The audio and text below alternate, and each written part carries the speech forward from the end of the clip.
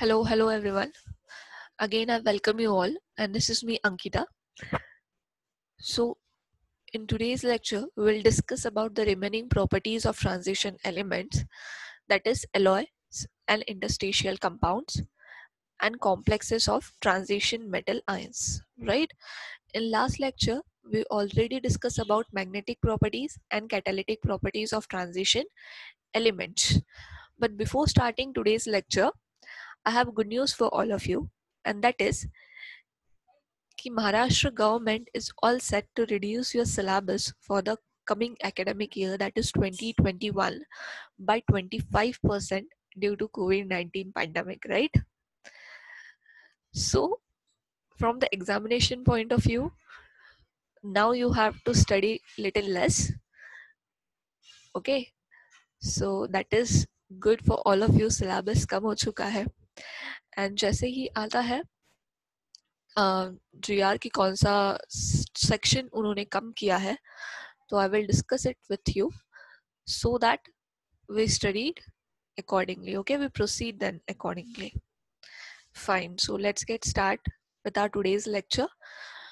Before starting, let's quickly revise magnetic properties and catalytic properties.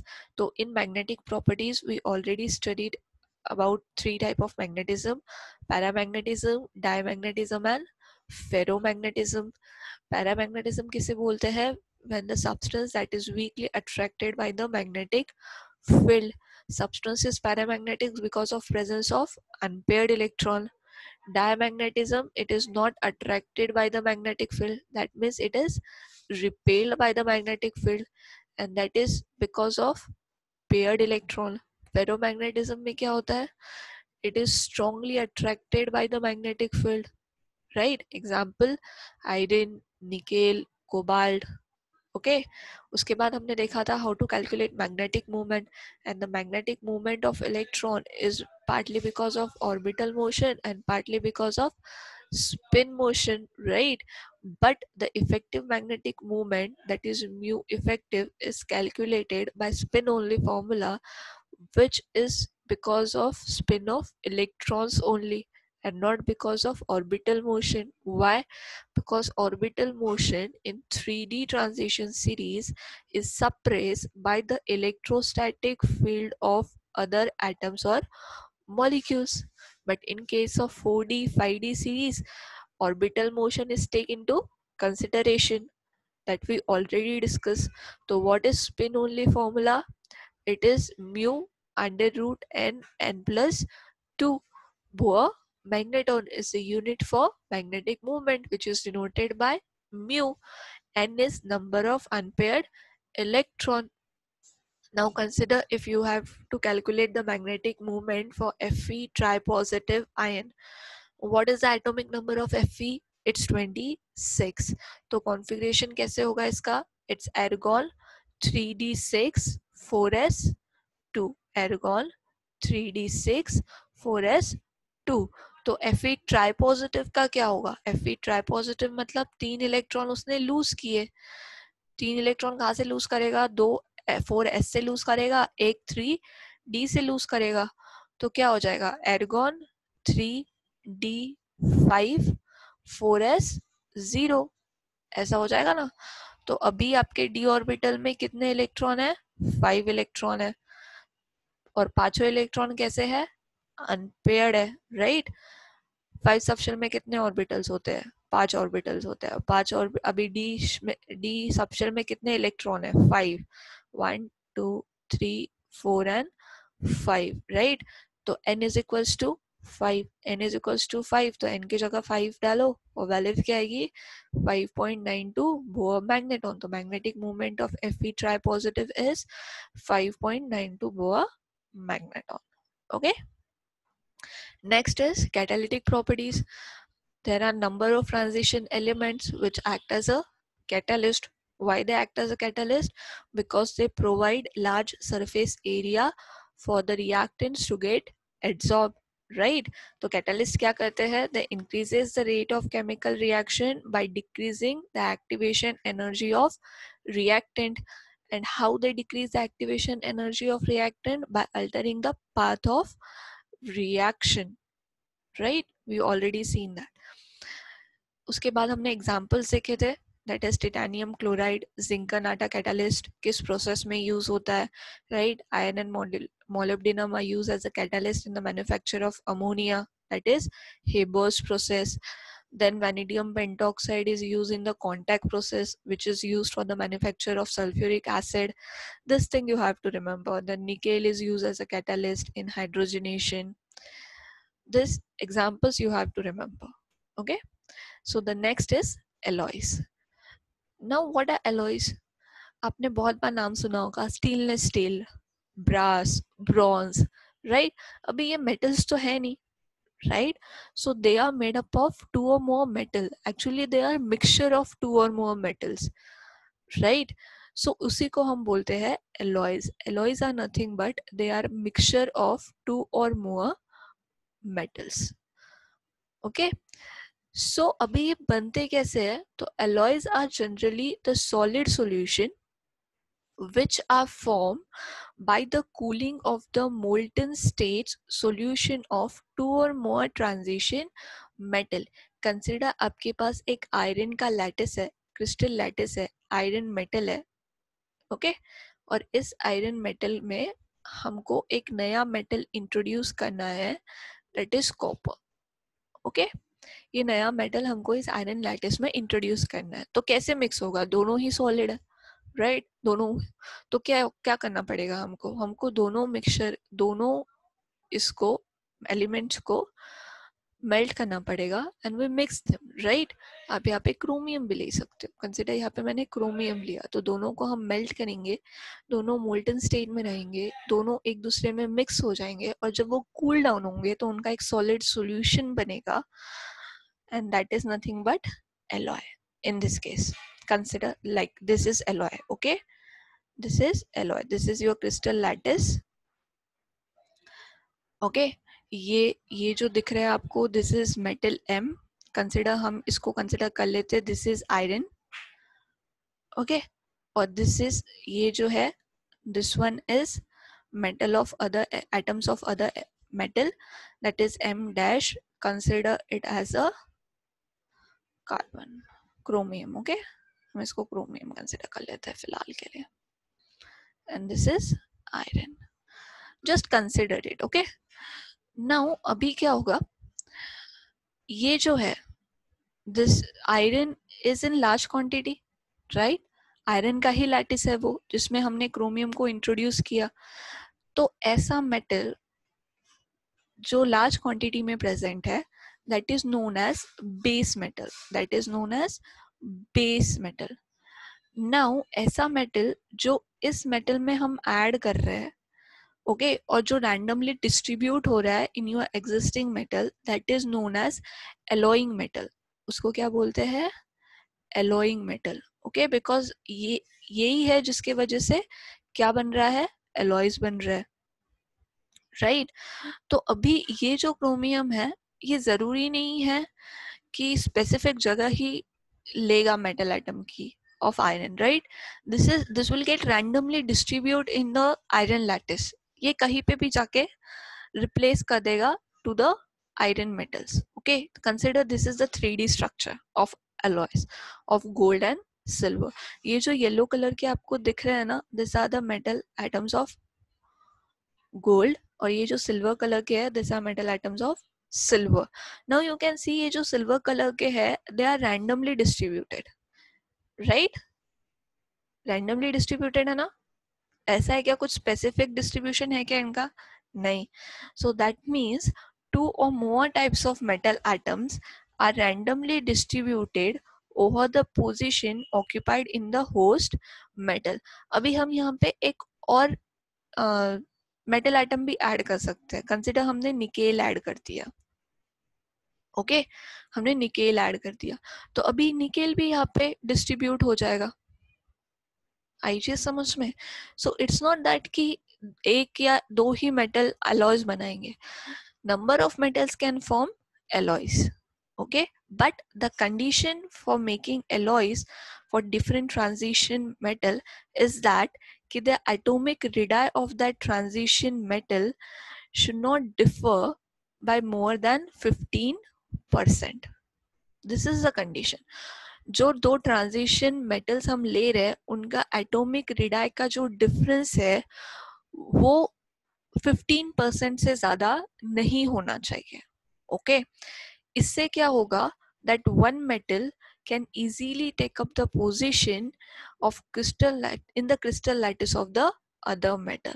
Okay, consider iron का radius इतना है, iron atom इतना है. Okay, और जो आपने क्रोमियम लिया है या फिर जो आपने निकेल लिया है उसका साइज इतना है. फाइन, उसका साइज इतना है. तो पॉसिबल है क्या ये मेटल एटम इसकी जगह क्रिस्टल लैटिस में ले पाएगा क्या? नहीं ले पाएगा. That's why this is the condition कि atomic radii must not differ by more than 15%. Okay, and that is the reason कि why transition metals from number of alloys, because transition metal have similar atomic radii. Right, हमने atomic radii का trend देखा है. They have similar atomic radii as well as they have other similar characteristics and properties. That's why they form alloys very readily. Okay, now the alloys which we are forming from transition metals, तो they are harder from the pure metal. वो hard होंगे. Consider stainless steel, right? ये hard है, of course, because that is alloy of iron, chromium, nickel, है ना? Then steel is the iron alloy of iron and carbon, right? Then they have high melting points. They and more resistance to corrosion than the individual metal. अभी iron corrode हो जाता है, rust हो जाता है, right? But stainless steel rust हो पाता है क्या? इतनी जल्दी rust होता है क्या? नहीं होता. corrode होता है? नहीं होता है. So that is the properties of alloy कि they are harder, they have higher melting points, and they are more resistance to corrosion than the individual metals. I hope it is clear to all of you, right? Alloy कैसे बनते हैं, structure कैसा है, समझ में आ गया है. Okay पहले यहाँ पे आयरन मेटल था और अभी जब हमने मिक्स किया क्रोमियम तो यहाँ पे क्रोमियम आ गया. ओके जरूरी नहीं है यहाँ पे ही आएगा, कहीं और भी आ सकता है, यहाँ पे भी आ सकता है. Okay so that is alloy. Now there are two types of alloy. एक होते हैं फेरिस एलॉय और दूसरे होते हैं नॉन फेरिस एलॉय. अभी फेरिस से क्या समझ में आ रहा है? The alloy which are made up of iron metal, right? The alloy which are made up of iron metal मतलब जिसमें आयरन ज्यादा क्वांटिटी में प्रेजेंट है. इनफैक्ट जो बेस मेटल है वो आयरन है, तो वो एलॉय कौन सा होगा? Ferrous alloy. मतलब आयरन के साथ आप कोई और मेटल एटम ऐड कर रहे हो, मिक्स कर रहे हो. ओके नॉन फेरस में क्या होगा? नॉन फेरस में दूसरे ट्रांजिशन एलिमेंट होंगे आयरन के अलावा, मतलब आयरन नहीं होगा. तो नॉन फेरस एलॉय का एग्जांपल क्या है? Brass is the example of non ferrous alloy क्योंकि उसमें आयरन नहीं है, राइट? देन फेरस एलॉय का एग्जांपल क्या है? Stainless steel, steel, chromium steel, all this are the example of ferrous alloy. Okay, so I hope it is clear to all of you. Now these are the some of the important alloys that you have to remember कि कौन सा है और उनके uses क्या क्या है. Okay, brass you have to remember that is made up of copper and zinc. Okay, major base metal कौन सा है? copper. alloying metal कौन सा है? zinc है. it is used for making household utensil. Bronze आपने देखा है, ब्रास बॉन्स आपको पता है, राइट? ब्रॉन्ज किससे बना है? कॉपर एंड टीन से बना है. It is use in making utensil, idols, coins, statues बनाने में यूज होता है, ट्रॉफीज बनाने में यूज होता है, right? Then German silver is there. Next you have to remember is duralumin which is made up of aluminium, manganese, copper, magnesium, right? It is used in aircraft manufacturing. Then फिर है steel है आपका. Steel का use होता है for making nails, screws, bridges, which is the alloy of iron and carbon. Look non transition metal भी part ले सकते to form alloys. Okay now stainless steel में you have iron, chromium, nickel, for making cooking utensils, knife. Stainless steel तो आप सभी ने देखा ही होगा, right? So alloy is nothing but they are the mixture of two or more metals. Gun metal you can write as an example, okay?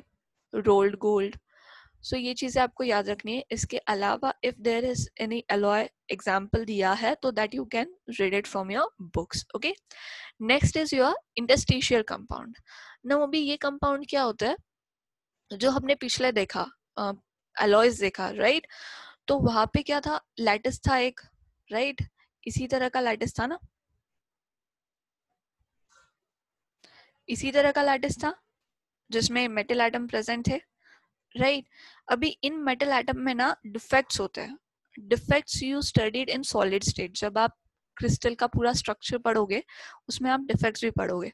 तो इसमें क्या होता है, ये सारे मेटल एटम सेम है, लेकिन ये जो बीच बीच में आपको जगह दिख रही है ना, ये this are the vacant spaces, और इसी को बोलते हैं defects. This are the vacant spaces, ये खाली जगह है. और इन खाली जगह में there are small atoms which come and occupy this vacant places in the crystal lattice of transition metal ions. Okay, कोई दूसरा एटम आएगा जिसका साइज छोटा हो, which are small atoms आएंगे, और वो क्या करेंगे, ये वैकेंट स्पेसेस को जो आपके लैटिस में प्रेजेंट है उनको ऑक्यूपाई कर लेंगे. तो जिसके वजह से एक नया कंपाउंड बनेगा, and that is interstitial compound. ये देख रहे हो आप, this is black colour, this black colour. तो यहाँ पे क्या था, पहले स्पेसेस थे ऐसे वाले, और अभी बिकॉज एटम आए बाइंड हो गए, there is bond between this metal atom and this element, और उसके वजह से एक नया कंपाउंड बना जिसका नाम है इंटरस्टेशियल कंपाउंड. और ये जो थे ना वैकेंट स्पेसेस, इनको बोला जाता है इंटरस्टेशियल वॉइड्स. वॉइड्स मतलब empty spaces, okay? So interstitial compounds are those which are formed when small atoms like hydrogen, carbon, nitrogen and boron are trapped inside the crystal lattice of metals. This is the definition of interstitial compound which you have to learn. So interstitial compound क्या होता है? These are the compounds which are formed when small atoms like, कौन से small atoms? Hydrogen, carbon, nitrogen, boron are trapped inside the crystal lattice of metal atom, transition metal atom. Now there are number of transition metal atoms or transition elements which form interstitial compound because there is defect in their crystal lattice. उनके पास बहुत empty spaces होती है उनके lattice में, उनके crystal में, जहाँ पे ये small atoms आके उनको ऑक्यूपाई कर लेते हैं, ओके? वो ट्रैप्ड कर लेते हैं क्रिस्टल लैटिस के अंदर, ट्रैप्ड हो जाते हैं, okay? So interstitial compound are well known for the transition metal because the defects are present in the crystal lattice of transition metal. मैंने अभी बताया, right? Due to this vacant spaces are present in the lattice of the transition element which can be easily occupied by hydrogen, carbon, nitrogen and boron. Now because ये आपके vacant spaces को occupy कर रहे हैं, तो obvious बात है कि वो नॉन स्टिचोमेट्रिक होंगे, उनका जो कंपोजिशन होगा वो स्पेसिफिक नहीं होगा. They are non stoichiometric in nature and they have variable composition. Okay, now these are the example. These are titanium carbides. Okay, that means ये जो लैटिस है ये टिटेनियम का है और ये जो एलिमेंट्स है ये कार्बन है. नाउ मैग्नीज, नाइट्रोजन, इसमें क्या है, लैटिस मैग्नीज का है, ओके? और नाइट्रोजन आके यहाँ पे ट्रैप हो गए. Now you see Fe3H, this is non stoichiometric, okay? Variable composition है. नाउ VH, वैनेडियम हाइड्रोजन, अभी हाइड्रोजन कितने हैं, 0.56. Zirconium hydrogen 1.92. इसको बोलते हैं variable composition and they are non stoichiometric in nature. I hope it is clear to all of you. आप 3D structure देख लीजिए इंटरस्टिशियल कंपाउंड का, ओके? कंसीडर ये आयरन है,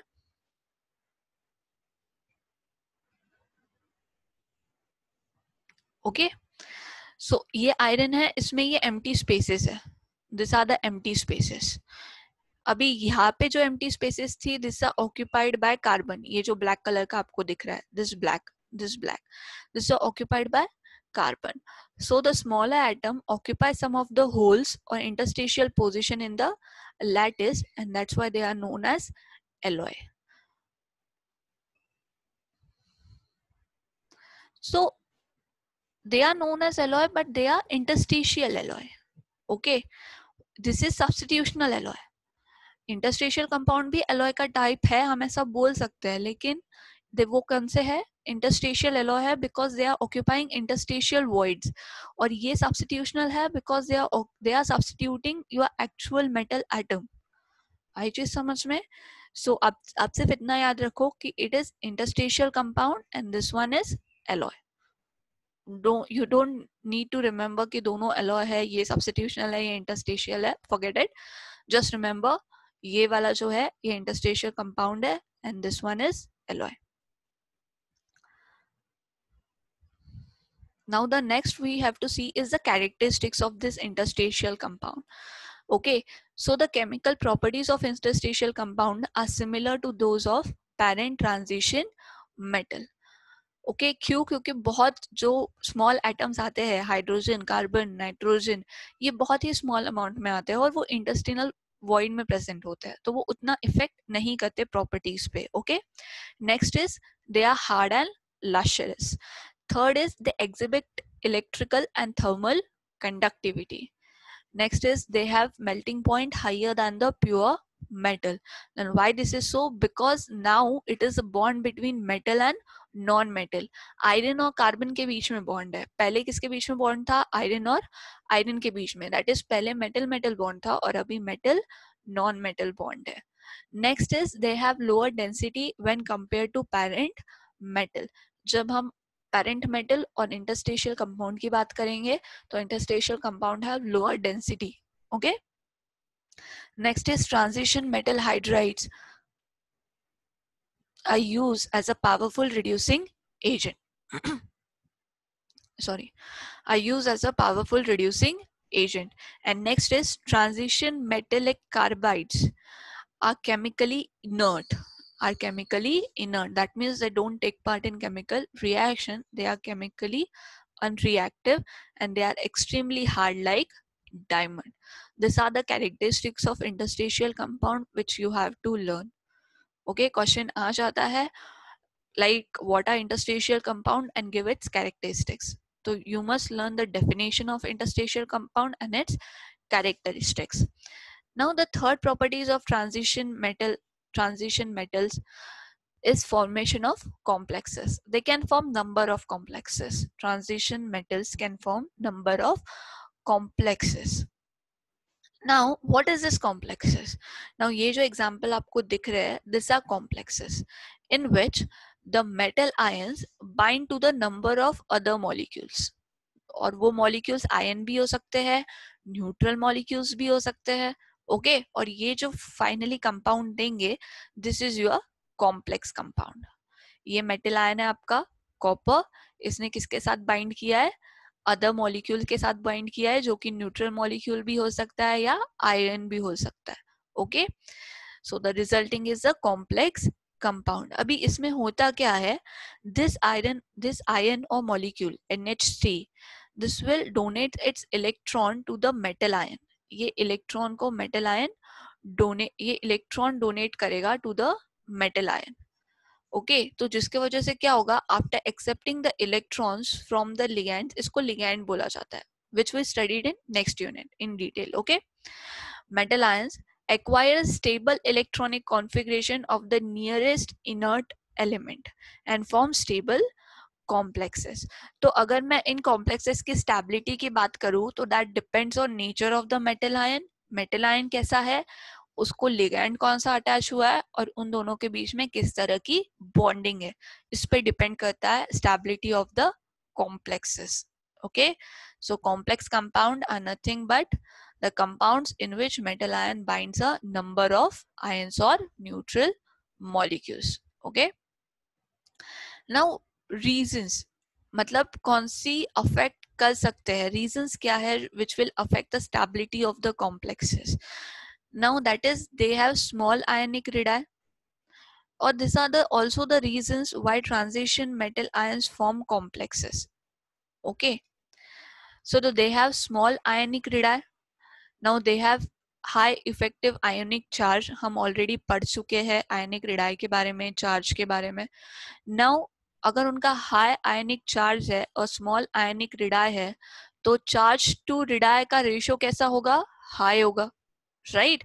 Now transition metal and ions have vacant d orbitals. अब क्योंकि उनके पास खाली d orbitals है, vacant d orbitals है, तो जो लोन पेयर आपके लिगेंड्स डोनेट करेंगे टू द मेटल आयंस, वो उसको अकोमोडेट कर पाएंगे, right? And they can form coordination compounds. This is what we will discuss in next unit. Next unit of coordination compound is all about this only. Okay, now last is transition metals show variable oxidation state. Understood? I hope it is clear to all of you. Formation of complexes, why transition metal ion form complexes, these are the reason behind it. Okay, this you have to remember that they have small ionic radii, high nuclear charge, high ionic charge, and the charge to ionic radius का जो ratio है, it is also high, and they have vacant d orbitals, and the transition metals show variable oxidation states.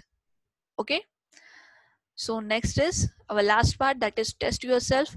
So in today's lecture we already we studied about alloys, interstitial compounds, the characteristics, their properties.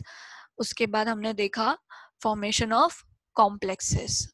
Okay, so in this test yourself, you have 4 questions. Just answer them in the comment. Okay, first question is, which of the following statement about interstitial compound is incorrect? तो आपको incorrect वाला option ढूंढना है. Second is the color of KMnO4 किसके वजह से है? KMnO4 का color किसके वजह से है? Third is, which of the following has maximum number of unpaired electron? नीचे दिए गए ट्रांजिशन मेटल आयन में से ज्यादा अनपेयर्ड इलेक्ट्रॉन कौन से स्पीसीज में है? Fourth is, brass alloy is made up of. Okay, ऐसे क्वेश्चन एग्जाम में आते हैं, तो that's why you have to learn that alloy का चार्ट जो हमने दिखाया था. ओके, कि ब्रास किससे बना है, ब्रॉन्ज किससे बना है, उनके यूजेस क्या क्या है, that you have to learn by heart. Okay, so this is all for today. See you in next lecture. Till then, keep learning. Thank you. Bye bye.